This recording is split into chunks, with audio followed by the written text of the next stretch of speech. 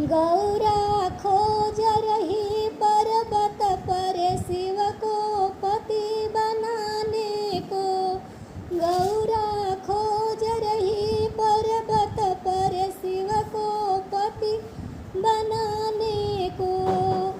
ना चाही टीका ना चाही कैरा, ना चाही टीका ना चाही नथिया, ना चाही कवन गहनवा।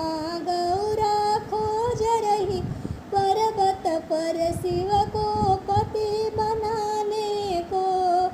ना चाही लहंगा ना चाही चुनरी, ना चाही लहंगा ना चाही चुनरी, ना चाही कवन कपड़वा।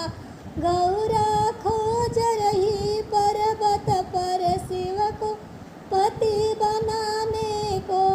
गौरा खोज रही पर्वत पर शिव को पति बनाने को।